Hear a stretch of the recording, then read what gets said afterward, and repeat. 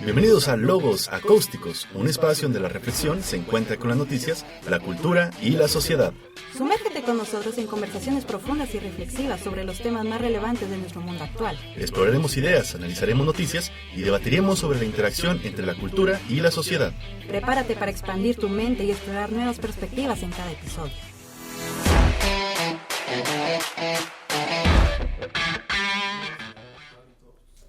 Hola y bienvenidos a un nuevo episodio de Logos Acústicos. Mi nombre es Naomi González y estoy aquí con mi compañero Irving Jiménez.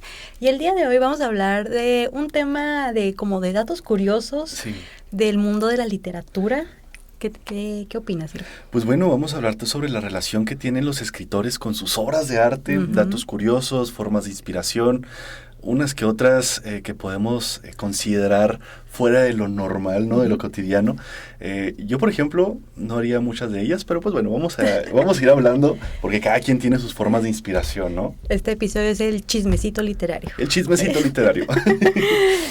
Bueno, ¿con quién empezamos? Mira, cuando estaba haciendo la investigación previa, yo creo que podemos empezar con una escritora muy peculiar. Se llama Helen Keller. Ok. Y me gustaría empezar con ella porque muchas veces uno como escritor pone muchas limitantes al momento de sentarse y escribir y redactar, ¿no?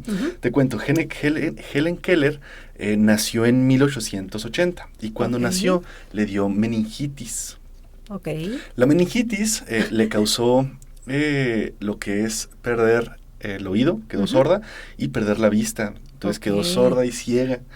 Entonces, Helen Keller, pues vaya, como que no se quiso desanimar, aparte que era recién nacida, ¿no? Y aquí entramos en un dilema de que cómo pudo ser escrito si no conocía conocía el idioma. El idioma, aparte porque no escuchaba, no conocía su entorno, porque pues vaya, no veía, pero su tutora, creo que se llamaba Ana, empezó a desarrollar un sistema.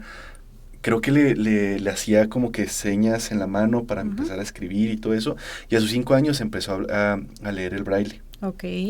Ya más adelante escribió su autobiografía llamada La historia de mi vida, donde también fue una conferencista, pues vaya, muy reconocida, oradora, escritora.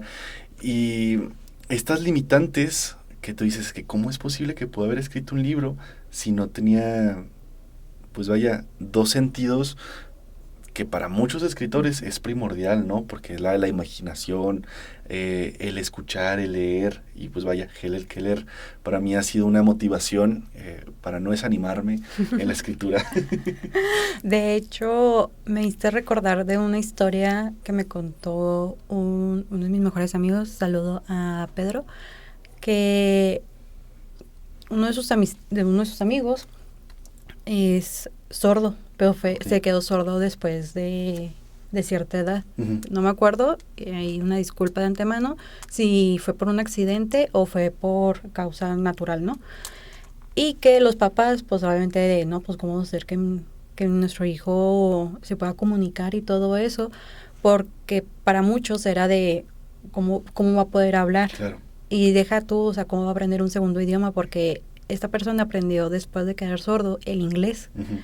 Entonces los papás le encontraron a una maestra así muy específica del inglés que se especializa en pacientes que son sordos. Okay. Entonces uno de los ejercicios era de que al momento de irle enseñando el inglés le ponía la mano aquí en la garganta de ella y le decía, mira, yo te voy a explicar, obviamente todo eso se lo decía con el lenguaje de señas, le decía, esto significa tal cosa, para que escuchara las vibraciones. Y así él aprendió a hablar inglés por la causa de la vibración de la que emiten las cuerdas vocales. Claro. Y obviamente por el lenguaje de señas, ¿no? De que poco a poco se fue desempeñando al punto de que este chavo, no me acuerdo el nombre, y también por protección a lo mejor, él trabaja de la mano muy de cerca con la ONU. Okay. Y él sirve como intérprete para español-inglés y obviamente también de español-inglés en el lenguaje de señas. Wow. Entonces es como de wow, o sea, no porque uno esté mal físicamente significa que uno va a detenerse. Entonces es también como con Helen Keller un gran ejemplo de superación y de motivación para aquellos que no ven ¿cómo se dice? La luz al final del túnel. Qué profundo. Claro, o sea, reconocer que muchas veces algunos tienen limitaciones, incluso también nosotros podemos tener ciertas limitaciones y pues vaya, no es animarnos y seguir con nuestro sueño de escritores, intérpretes e incluso aprender otro idioma. Fíjate que también lo hablábamos con Steph, ¿no? Las modos de aprender, sí. ¿no? Cómo poder desarrollar un tipo de aprendizaje donde el maestro, la maestra se adapte a los estudiantes y no que los estudiantes a los maestros, porque conocemos que cada uno tiene sus limitantes, tiene sus formas de aprender y pues vaya, qué mejor que encaminarlos desde sus formas más específicas. Y de hecho, también me contó de que la maestra le hacía quitarse los zapatos para que supiera como la vibración de los micrófonos, bocinas, etcétera, o sea, de su entorno por medio de los pies. Entonces, de que, wow, o sea, cómo la pedagogía, así como dices tú, o sea, se transforma en algo único para cada estudiante. Claro. Entonces es como de no se desanimen, gente, por favor. Claro. Y también hablando también de estas limitantes, como también no específicamente las limitantes físicas, las limitantes contextuales, ¿no? Por ejemplo, Ana Frank, con su famoso libro, El diario de Ana Frank, que después fue publicado por el padre, que fue el que sobrevivió al Holocausto y que con orgullo pudo publicar las memorias de Ana, ¿no? En lo particular es un libro que me gusta mucho porque pues narra una perspectiva desde la vista y mirada de un contexto de la guerra, de un holocausto donde tenían que estar encerrados y escondiéndose, y Ana Frank creo que tenía como 14 años, si no mal recuerdo, más o menos, que pudo lograr tanto, ¿no? O sea, y llegar a los corazones de muchos hasta la fecha. ¿Cómo se dice? Fue escritora sin proponérselo a lo mejor. Claro. O sea, de ya, yo voy a redactar todo lo que estoy viviendo por fecha y así. Y pues si lo encuentran, qué bueno. Y si no, no, o sea, a lo mejor pudo haber estado en sus pensamientos de, no, pues mi diario va a quedar ahí arrumbado en los escombros de la casa o algo por el estilo. Y que haya sobrevivido. Y hasta la fecha siga siendo uno de los libros como clave para la literatura de al menos testimonial es como un gran tesoro. Vaya. Claro, y también, por ejemplo, lo hablábamos en el podcast pasado, creo, que fue cuando narrábamos la historia, cómo se puede contar la historia a través del arte.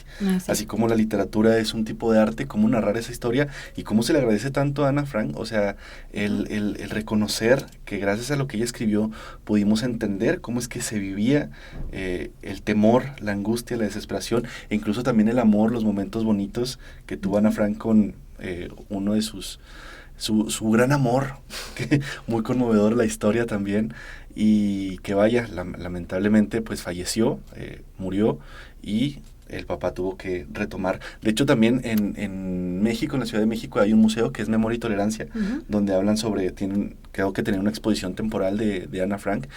No es cierto, no es temporal, de hecho está permanente. Y habla sobre todo el holocausto, y hay algunos escritos publicados de ella, pensamientos muy bonitos que te dices, wow, o sea, cómo es que tú con la cabeza pensando en si vas a sobrevivir, cómo vas a vivir el día con día, puedes escribir algo muy profundo como lo que escribió Ana Frank. Y como tú mencionas, ¿no? Fue escritora sin proponérselo. De hecho, me hiciste recordar uno de los libros que leí, más que nada porque vi la adaptación, y va por esa índole relacionada con lo del holocausto, que es el niño con el pijama de rayas. Yo recuerdo que cuando vi la adaptación donde sale Vera Farmiga, Isa Butterfield y no me acuerdo del actor que hace del papá. Pero cuando vi la película yo lloré con la escena final, así de, no manches, como que no sobrevivieron los niños, o sea, spoiler. Ay, si no han visto la película, no han leído el libro, gente, ya pasó. Ya pasó mucho tiempo. Y cuando leí el libro es como, obviamente, algo distinto, porque obviamente en la película como que te muestran un poquito más la amistad entre Shmuel y Bruno, pero en el libro es como se puede ver la inocencia de Bruno ante ciertas cosas y como al final termina así de y los papás nunca supieron qué pasó con Bruno, Claro. nunca lo encontraron. Y obviamente en la película pues vemos la escena desgarradora de la mamá llorando como en la frontera que divide Ujú. el campo de concentración con lo demás, y que se dan cuenta que cuando suena como el pitido de los hornos, Ujú. sabe de que puede estar ahí Algo uno anda de mal. Ajá. Entonces, no sé, para mí ese libro fue como un golpe directo así de como que al corazón, porque uno no se imagina que un niño o un menor de edad pueda ser como el portavoz de una historia Uy, sí, tan trágica. claro, claro, claro. La sensibilidad que genera Ujú. después de tantos años, una sensibilidad que encuentras en los libros, que encuentras en las películas y que te hace incluso hasta cuestionarte cómo es que eso puede ser posible Ujú. en nuestro mundo, ¿no? Ujú. Ya, claro que muchas veces sí podemos entender que sí fue muy posible y sigue siendo pues, posible, pero pues bueno, yo creo que sembrar esas pequeñas semillitas de Ujú. sensibilidad, de empatía, es como Ujú. cuando vas desarrollando una mente más crítica Ujú. para generar un cambio, ¿no? Ok, ahí te va otro dato curioso Échale. que me acordé de Agatha Christie. Ok, Para los que no sepan quién es una autora inglesa, ok. famosa por sus libros de los 10 negritos, Ujú. el asesinato en Oriente Express, entre otros, son los que más me acuerdo, y que ella fingió su muerte, o sea, fingió su desaparición. Y ahí te va. A ver. Ella estaba casada con el señor Christie. Porque no me acuerdo el nombre. Vamos a dejarlo, señor Pero vamos Christie. a dejarle el señor Christie.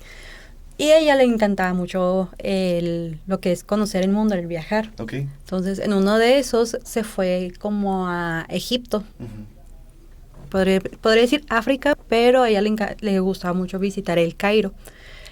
Y en una de esas, pues en esa época no existía como el teléfono celular de, ama, amistad, ya estoy en el hotel, ya todo bien, ¿no? Claro. No, ahí era por correspondencia, y aquí que llegaba la carta, pues podía pasar meses, ¿no? Ujú. Y en una de esas, pues los conocidos de Agatha Christie se sorprendieron porque todavía no llegaba como en la fecha estipulada que les había dado. Entonces empezaron a mandar mensajes por correspondencia al Cairo, a sus alrededores, y todos de, no, pues es que ella ya no está, o sea, ella se fue hace mucho y quién sabe qué más. Y todos empezaron a entrar así como que, pues, ¿qué le pasó? Y acá, y empezaron las teorías de que es que el esposo la mató porque tiene un amante y quiere estar con el amante.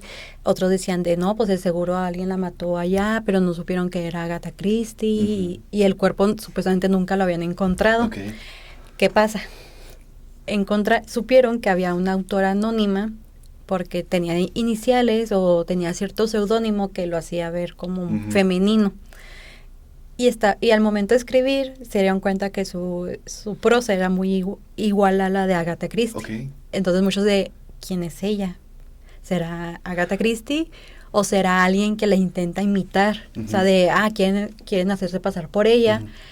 Y empezaron a investigar, a indagar, hasta que Agatha un día apareció y dijo, ay, era una broma, gente, ya volví. Era de chill. Era de Shale, unos pedillos.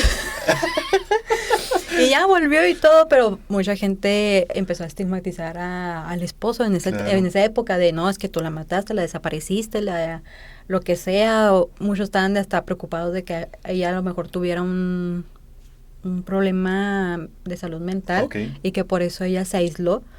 Y por lo mismo que se aisló, pues no sabían dónde encontrarla. Claro.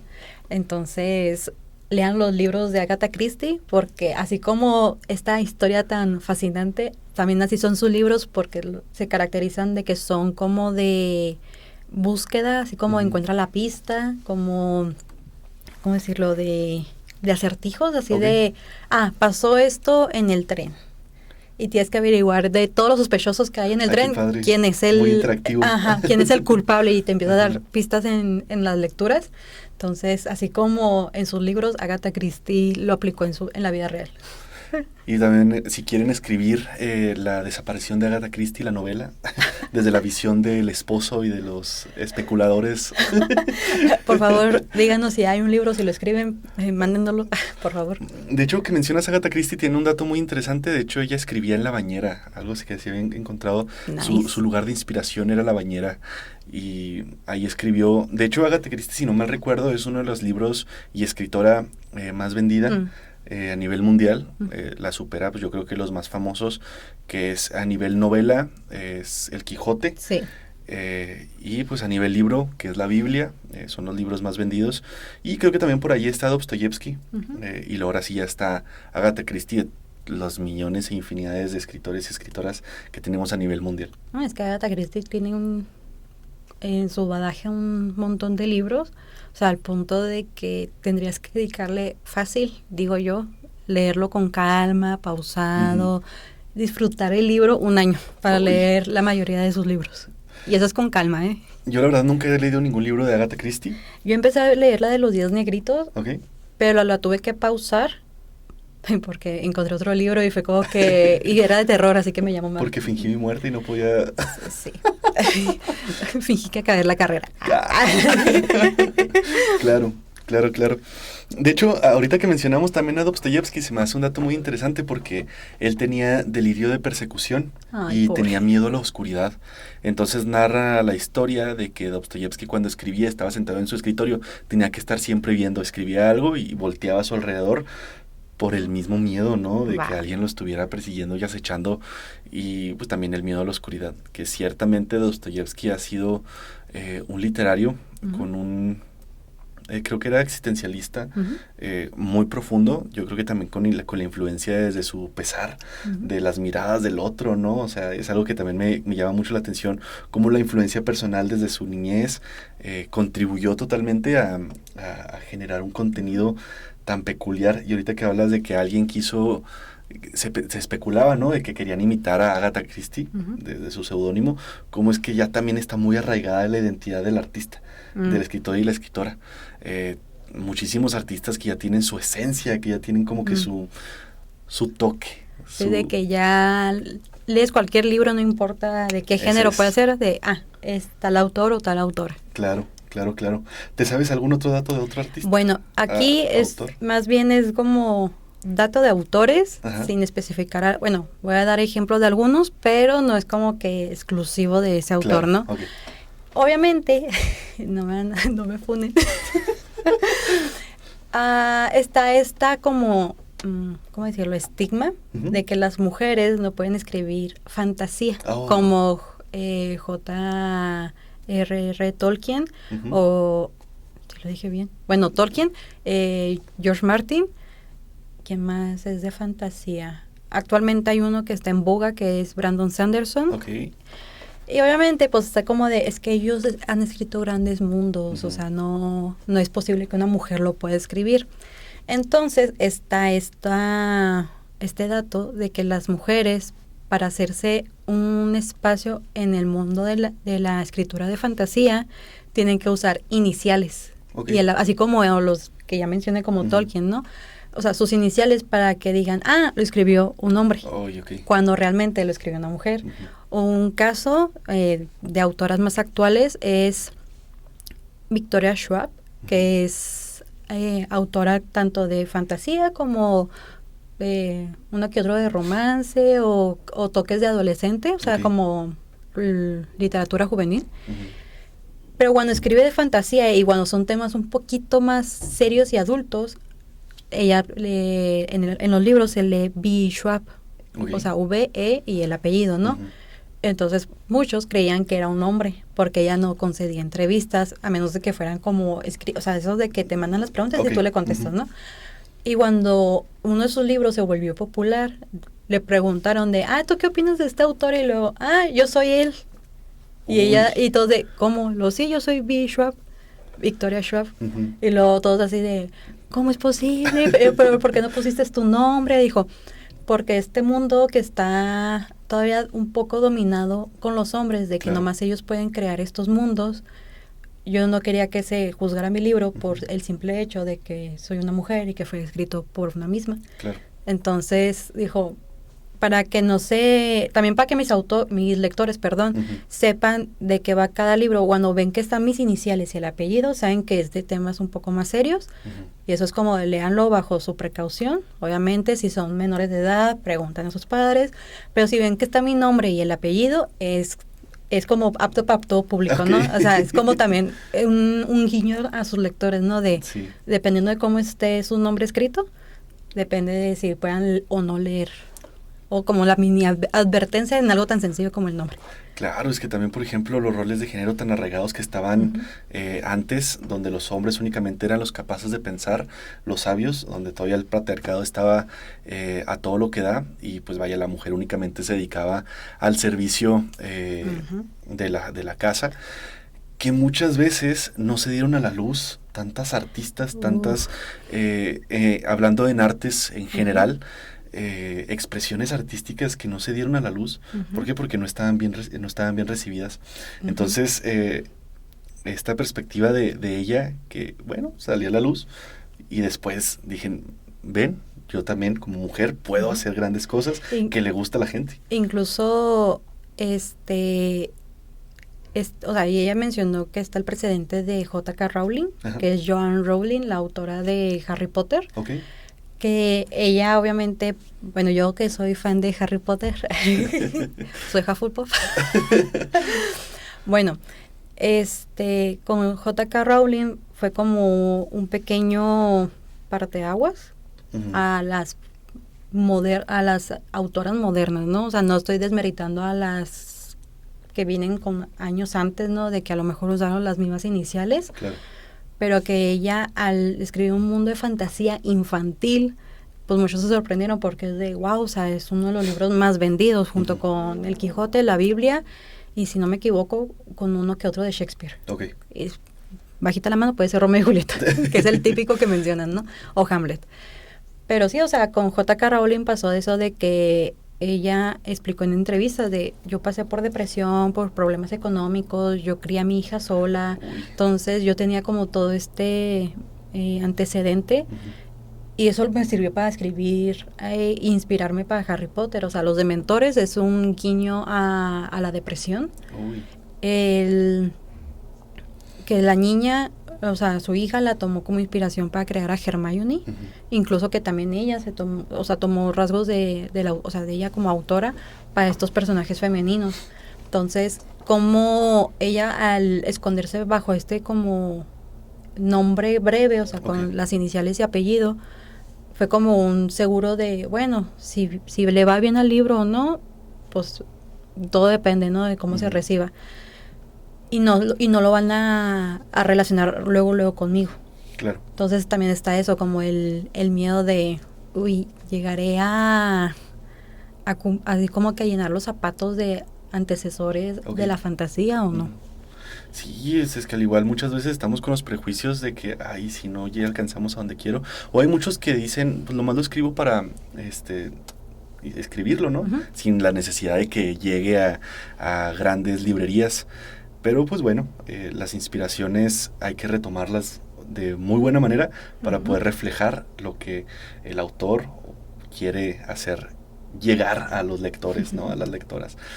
Porque igual como lo hablábamos en el podcast pasados con las pinturas, cuántas veces no le hacemos justicia a lo que trata de reflejar el artista, y se da mucho a la interpretación, que bien o mal puede generar microhistorias dentro de las narrativas de los libros. Sí. Que es algo fantástico, ¿no? Así como en cada capítulo, yo por ejemplo antes, como lo mencionábamos también antes, yo no soy mucho de leer novelas, pero las pocas novelas que he leído me paraba en cada capítulo y trataba de idealizar, ¿no? ¿Qué iba a seguir? Y ya, no, es que es cierto, esto no va a pasar después. Y ya lo leo y me da como que un bajón, porque no era lo que yo creía. Si se enamoraba de quien no era que se tenía que enamorar, y yo, no te enamores de él, Juanita. Juanita, no lo hagas. Sí, claro. Ahorita que también estamos mencionando lo de estas cuestiones de cine, hubo una polémica que ocurrió en Halloween en 1938, con una narrativa de una novela que fue La Guerra de los Mundos. No sé si la recuerdan. Radionovela, sí, que generó un conflicto y una polémica y un revuelto de paranoia a nivel, yo creo que mundial. Y eso que antes no había tantas tecnologías donde la inmediatez llegaba a cualquier lado, ¿no? Sino únicamente los que estaban sentados o haciendo sus cosas escuchando el radio.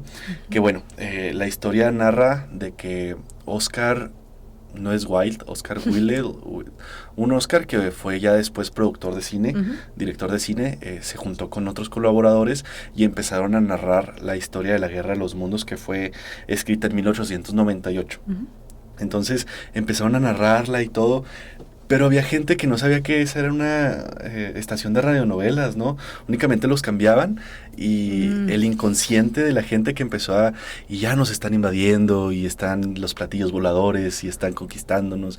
Pues la gente empieza a generar una paranoia que pues no está acostumbrada a escuchar en el radio, ¿no? Es que por lo mismo de que como cambiaban la estación, creían que estaban como informando lo que veían al minuto. Entonces para muchos era de...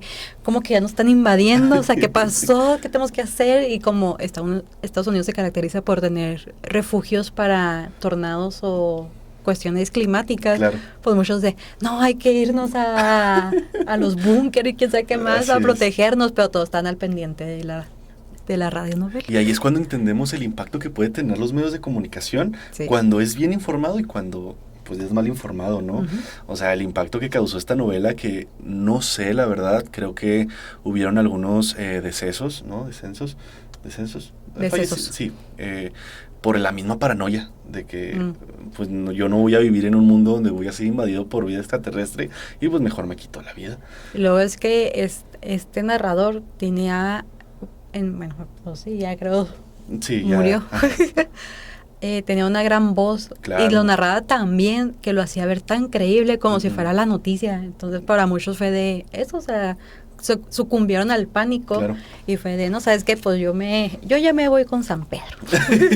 Yo, ¿para qué me quedo aquí? Y pues era no una broma, pero era como que muy adecuado al día porque fue un 31 de octubre en Halloween. O sea, estaba como que, pues bueno, radionovela, así como nosotros los podcasts, vamos a hablar de acontecimientos importantes o de fechas muy relativas a lo que vamos a hablar. Y pues vamos a hablar ahora de la Guerra de los Mundos. Imagínate tú la desinformación que pudo haber causado eso, donde no pasa, es como un pueblo, ¿no? Que pueblo chico, infierno grande, es igual que en las ciudades, yo creo que pasa algo y ya se pasa ya en boca de todos, y también la paranoia que genera en las calles, todo el mundo, ¿qué está pasando? Es que nos están invadiendo, pues ya generó conflicto en otra persona y esa persona es... Un teléfono descompuesto que se va haciendo un conflicto muchísimo, muy grande. No, y aparte... se me fue la idea. No, es que iba a decir de que... ya me acordé. Okay. Ya llegó a mí la idea.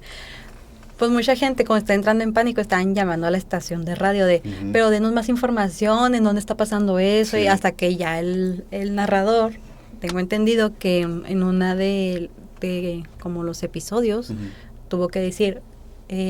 público, esto no es real, estoy narrando un libro de tal autor, o sea, no se lo tomen tan en serio, pero fue cuando ya se dieron cuenta que el pánico había llegado a límites tan fuertes como de gente que ya estaba sucumbiendo a la automorición o gente que ya estaba entrando como en una psique que ya los hospitales no se dan abasto por lo mismo, o sea, de darles tranquilizantes para así de a ver qué está pasando, o sea, qué es lo que te duele, qué tienes, así.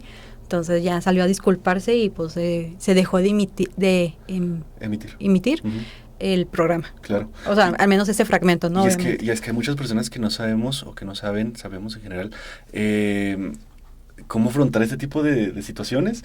Por ejemplo, mi hermanita dice que si en algún momento, muy fantasiosa, alguna invasión zombie, ¿no? A lo que sea, ella se tira y que se la coman porque la verdad le da muchísimo miedo y no va a saber cómo reaccionar el estar corriendo o huyendo. Al igual como cualquier persona, si la llega a perseguir, dice, no, yo me tiro y ahí me quedo. O sea, también como este tipo de pensamientos en los cuales llega a ocurrir algún acontecimiento y no saben cómo sucumbir a la situación, se bloquean y ahí se quedan y genera más conflicto y más paranoia. Pero bueno, la literatura ha generado un impacto grandísimo en la forma de percibir el mundo, y más antes, que no habían tantas tecnologías, que no había un teléfono para poder distraernos, Y hay uno de los autores que en lo personal también es muy reconocido y muy famoso, que es Mario Benedetti, que hablando también de esta perspectiva de la tecnología, él escribió 80 libros, todo a máquina, y decía que pues si fuera muy complicado el escribir tanto, porque él decía que tenía que corregir y corregir y corregir y corregir y corregir sus libros como 8 o 9 veces, y todos los tenía que reescribir esas 8 o 9 veces otra vez en máquina. Entonces cuando llegó el cambio de analógico a digital, una máquina de escribir, una computadora, decía que era muchísimo más fácil el poder estar corrigiendo que el estar otra vez tecleando. Entonces, ¿cuánto no pudo haber escrito Mario Benedetti si no tuviera la limitante del tiempo con la máquina de escribir? ¿Y tú hasta qué punto podrías corregir una obra? Mira, a mí tanto me han dicho unos maestros y gente que se dedica a la escritura, ¿no? Y lo comparte en redes sociales, es de, si tú estás escribiendo algo, termínalo, o sea, no te detengas, o sea, tú escribes, o sea, deja que fluyan las palabras y luego ya empiezas a corregir. Porque si empiezas de que, voy a hacer hasta el 5º capítulo y luego voy a corregir hasta el 5º capítulo. Entonces tu historia ya cambió una segunda vez. Y entonces ya lo siguiente que escribas, si lo vuelves a corregir desde el principio, vuelve a tener un cambio. Así es. Entonces, a mí me han dicho eso de, termina tu obra y ya una vez que la termines, deja que repose un rato y ya te la pones a leer, le puedes pedir a lectores beta que lo lean y que ellos te den una opinión. Y ya a partir de ahí haces como la primera corrección. Y así sucesivamente hasta que ya quede el producto que tú esperabas. Pero sí, porque si te imagínate, o sea, Mario Benedetti, pobrecito en esa época, o sea, pero ahorita con la computadora es una bendición porque nomás es de, abro otro archivo de Word o documentos en Google Drive. Claro. Y ya es como que no borro eso, pero puedo basarme de lo que escribí para hacer un nuevo borrador sin necesidad de perder ambos. Claro, claro. Yo creo que también entramos en un peligro, en lo personal, yo no podría dejar de escribir porque yo estoy corrige, y más porque si ayer escribí de algo y el día siguiente vi algo relacionado, quiero volver a corregirlo. Entonces hay una frase que me gusta mucho de Paul Valory, que dice que una obra jamás se termina, solo se abandona, pero no un abandono de que no lo voy a terminar, ya lo dejo, ¿no? Sino que es esta idea, ¿no? Una obra jamás va a estar terminada, ¿por qué? Porque el autor siempre va a estar queriendo cambiarle cosas, solo se abandona con la inquietud de que es una obra muy buena, así como el capítulo de Victorious, el del pájaro. ¿Hasta qué punto mi obra está bien? Hasta que tú la reconozcas que es buena, ¿no? Hasta que ya hiciste lo de ti. Claro. También algo que vi en clases se llama la muerte del autor. ¿Eso qué quiere decir? Que cuando una vez tu libro ya está publicado, no importa si es novela, fantasía, poesía, cuento, lo que sea, una vez que pasa a las manos del lector, esa obra ya no te pertenece a ti, le pertenece al lector. Por eso se le llama la muerte del autor. Porque ya tu interpretación, aunque tú en entrevistas, comentarios, lo que sea, digas, no, es que mi libro quiere decir esto, esto y esto, obviamente para los lectores va a ser un sinfín de interpretaciones. Entonces, claro.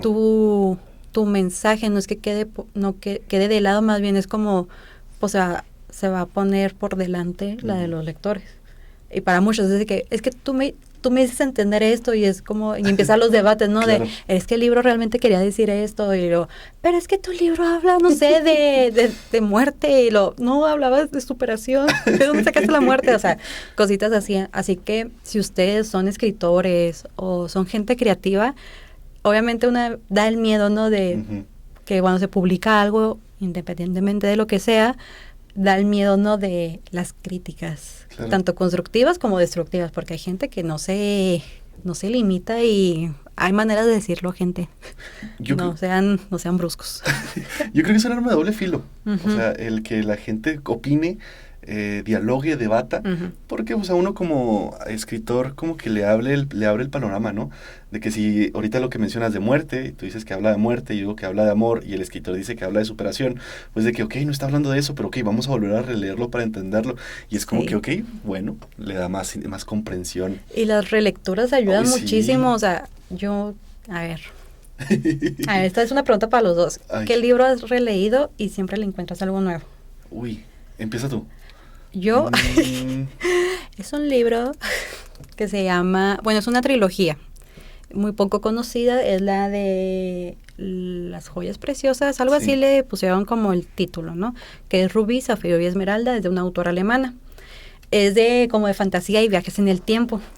Obviamente la primera lectura fue de que, wow, cómo que pueden viajar en el tiempo por medio de la sangre, pero cómo funciona y acá. Y a medida que fui releyendo fue de, ok, o sea, ya me estoy dando cuenta desde dónde surgió el villano, Ujú. cómo surge todo esto, cómo se da el pie para que se genere cierta paradoja dentro del libro. O sea, y a medida que lo seguí leyendo, porque lo releí como 4 veces, Ok. sí fue como de, ok, ya puedo entender un poquito en dónde están los choques entre familia, cómo una decisión afectó todo el rumbo. O sea, yo al punto de que tuve que hacer como un árbol genealógico, aunque ya en el libro lo incluía, Sí. para yo poderlo entender a ese punto. Y cada vez le vas encontrando más cosas, ¿no? Y Sí. una relación, volvemos, ¿no? Una microhistoria, cada historia del árbol genealógico, ¿no? Sí. De cada personaje. Yo creo que uno de los autores en los cuales yo lo he releído y releído mucho, porque yo creo que tiene este equilibrio entre la literatura y la filosofía, Ujú. es Jean-Paul Sartre, Ok. con el libro de La náusea. Ok. Pues es muy existencialista, ¿verdad? Sartre es muy existencialista. Entonces, yo lo releía. ¿Por qué? Porque lo acoges mucho a tu ritmo de vida, ¿no? Ujú. Entonces, si ese día me sentía triste, yo veía La náusea de una forma muy apegada a mi vida. Ujú. Entonces, cuando lo volví a releer, Ujú. ya que estaba más contentillo, pues era como que más optimista.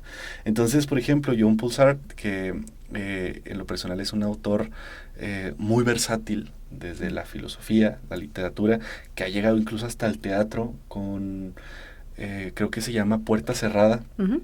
una obra de teatro a puerta cerrada, no la he visto, me han dicho que está muy buena. Yo creo que este tipo de literaturas más existencialistas para mí son de las que siempre las voy a estar releyendo y releyendo y releyendo porque se adecua mucho a un ritmo de vida más personal, ¿no? Ok. Sí, claro. Y también, por ejemplo, ahorita que mencionábamos, tratar de narrar una historia para que el lector o la lectora pueda adentrarse más a lo que está escribiendo. Hay un escritor, Javier Carrillo se llama, Ujú. que él cuando escribía una situación que narraba una persona en Nueva York, ¿no? Él se metía a Google Earth Ujú. y daba sus recorridos por las calles de Nueva York sin tener que ir a Nueva York para él sentirse presente en el lugar. Wow. Y así poder escribir algo más apegado a una inspiración de que y aquí estoy frente a Central Park. Central Park, ¿no? Con muchos árboles y en fin, en general. Y ok, pues bueno, ya vas a Nueva York, esperemos todos ir a Nueva York y estar frente al Central Park y recordar a Javier Carrillo escribiendo eso. ¿Qué haría Javier Carrillo en mi lugar? Castillo. Castillo. Castillo. Ah, ok. Javier Castillo. Claro, claro. Yo creo que ahora también podemos hablar dentro ahora sí de la literatura. ¿Tú cómo consideras que se puede generar a un villano? ¿O qué es lo que crea a un villano? Lo que distingue a un villano en la literatura. Yo pensé que de imagen, porque decir, color verde. Y yo, grandes personajes como Maléfica, Loki, Que por Scar. que por ejemplo Maléfica es un villano descontextualizado. Uh-huh. Bueno, sí, no. Justifique su respuesta. Vean la película de Maléfica y luego lo dialogamos aquí y ahora en la facultad. Pues es que también Maléfica, en torno a su amor, ¿no? Lo que uno puede hacer por amor es de que dices, ¿es villana o es heroína? ¿No? O antihéroe. O antihéroe. Es como que... Y otra cosa, como es que también se genera un héroe dentro de las narrativas. Porque sabemos que siempre en toda narrativa debe haber un héroe.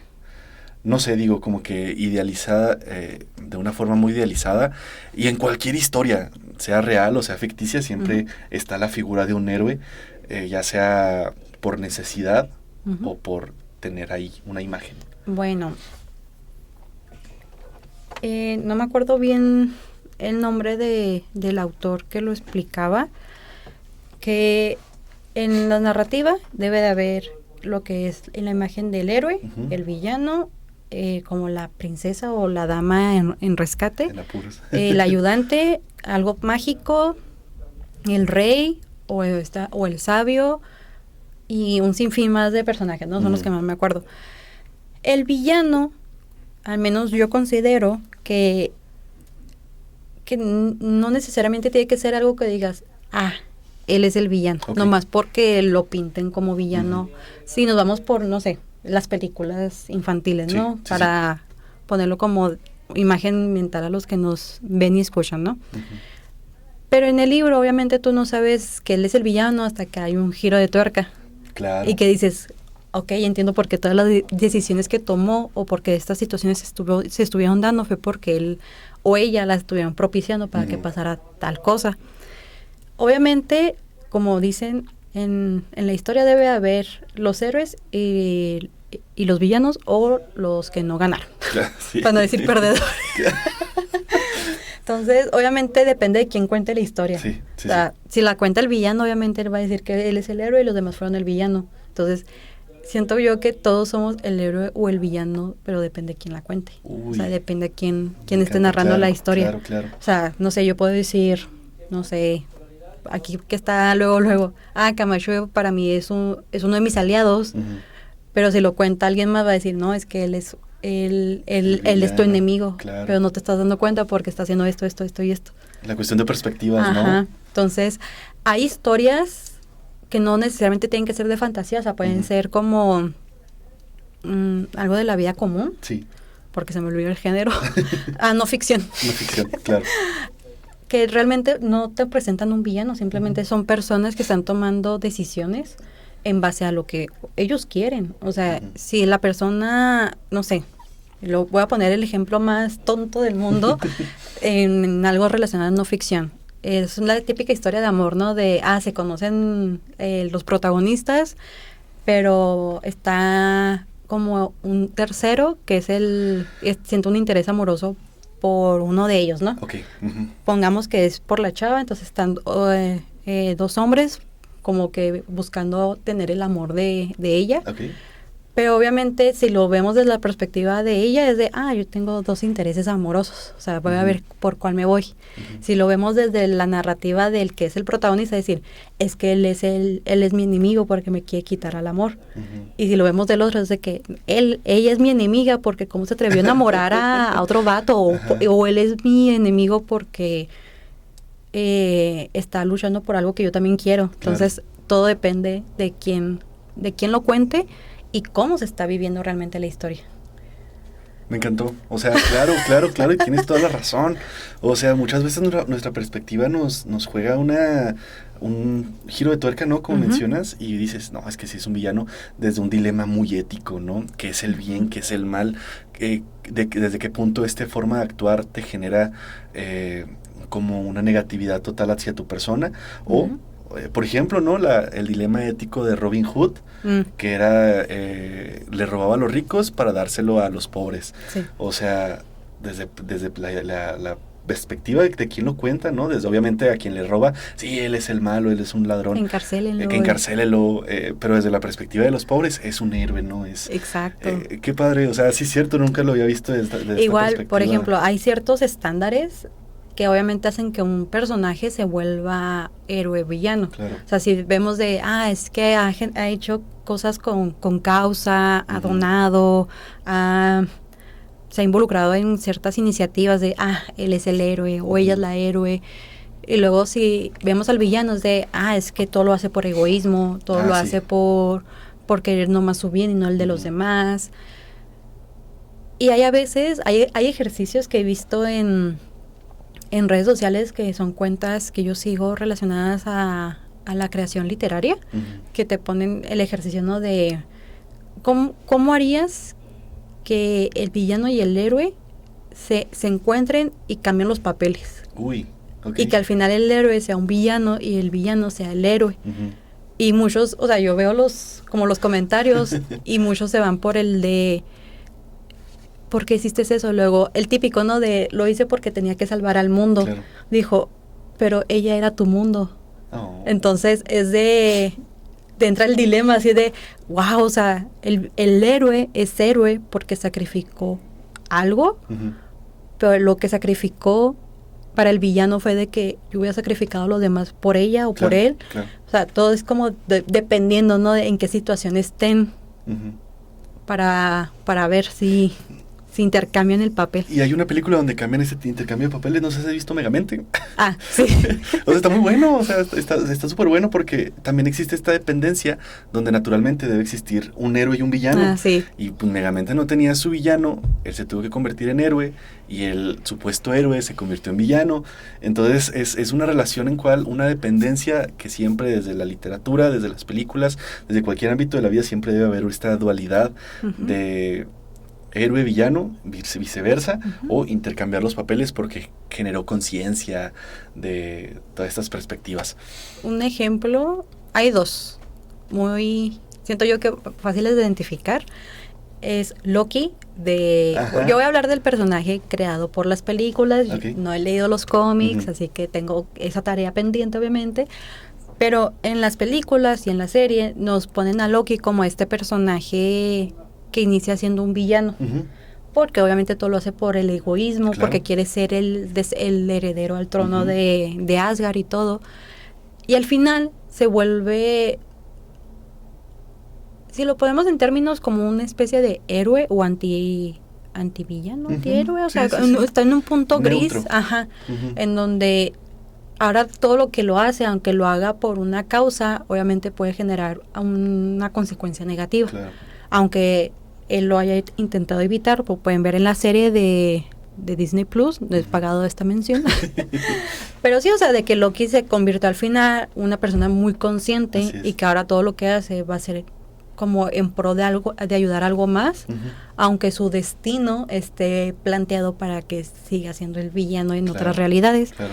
Y el segundo ejemplo de la dualidad de héroe y villano puede ser Dumbledore de Harry Potter, porque para muchos al principio se pintaba como un héroe así de, wow, el gran maestro a seguir, el que tenemos que apoyar y todo ese show, y al final te das cuenta que es un personaje que todo lo hace por un bien mayor. Así es. Aunque tenga que sacrificar a alguien más.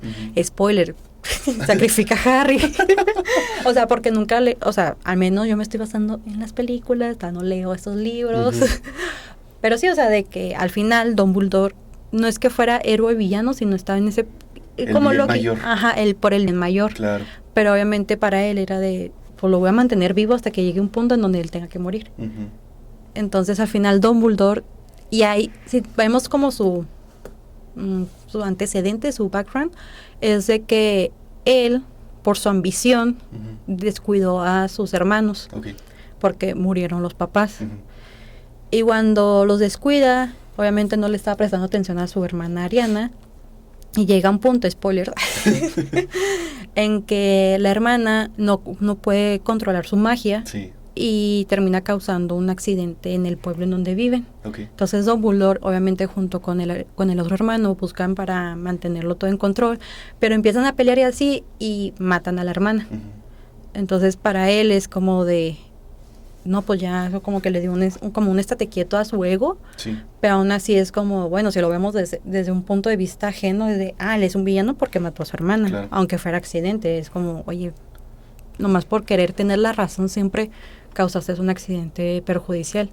Entonces estos dos personajes nos muestran de que pueden tener, se pueden redimir tanto desde el punto bueno al malo o del malo al bueno, pero sí, o sea, todo depende quién esté contando la historia. Conclusión. Conclusión. Conclusión. Yo creo que también es lo rico, ¿no? de la literatura. O sea, las visiones y el trasfondo que uno le puede dar, y vaya, y más que es una literatura ficticia, la mayoría, o la no ficticia, pues sí es como que, bueno, le da mucho a la interpretación y a esta perspectiva de quién es el héroe, quién es el villano, quién sí se debió haber quedado con Juanita y quién no. Y pues bueno, yo creo que también hay que fomentar esta idea de que la creatividad surge hasta en la regadera, hasta en Google Earth y hasta incluso como Gabriel García Márquez, que necesitaba escribir con una flor amarilla en su escritorio. La creatividad surge en cualquier ámbito de nuestra vida, ya sea hasta en el camión, como lo platicaba Nao en otro podcast, o bueno, en cualquier situación. Así que yo creo que ya podemos ir cerrando, si no tienen nada más que decir. Otro pequeño dato curioso de una autora es de Virginia Woolf. La mencionamos en el episodio relacionado al 8 de marzo, de como parte de estas literaturas que uno debe leer para conocer un poquito más del trasfondo o un poquito del feminismo contado por otras personas, de que su esposo, cuando muere Virginia, cuenta en una pequeña autobiografía de que Virginia, su propio cuarto, que es el título de su ensayo, lo tenía hecho un caos. O sea, ella era de que no me muevas, no me limpies, así trabajo, o sea, porque era su espacio.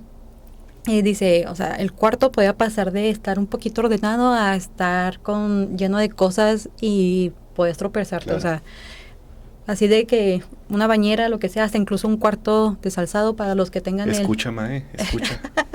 Para los que tengan el tic de limpieza, bueno, también está las personas que les gusta tener el cuarto súper ordenado o la casa ordenada para poder trabajar a gusto. Salir, caminar, viajar, incluso me ha tocado convivir con escritores y escritoras que les gustan viajar para generar inspiración. O la música, la película, leer otros autores, autoras, es diferentes formas de generar esa inspiración que puede crear algo grandísimo, crear personajes, crear historias, crear tramas, dilemas y adentrarnos a un mundo escrito que genera un impacto para muchos y muchas, desde lo intelectual, lo imaginario, hasta lo emocional, ¿no? Diría yo también. Sí, entonces déjenos en los comentarios cuáles son los datos curiosos que ustedes conozcan de escritoras y escritores. Claro. También datos curiosos de ustedes, si son gente creativa o no importa, o sea, pero yo necesito para hacer tarea o para estar a gusto en mi casa tengo que estar con el espacio limpio o más o menos organizado. Yo con una copita de vino es con lo que yo normalmente me puedo inspirar. Y pues bueno, cada quien tiene sus formas de tener su espacio creativo. Entonces, síganos en todas las redes sociales. Nos encuentran en Facebook y en YouTube como Facultad de Filosofía y Letras Oficial, en Instagram como ffyl.wash, en TikTok como Facultad de Filosofía y Letras Oficial y en Spotify como Logos Acústicos. Y nos vemos en un siguiente episodio. Nos vemos. Muchas gracias. Bye.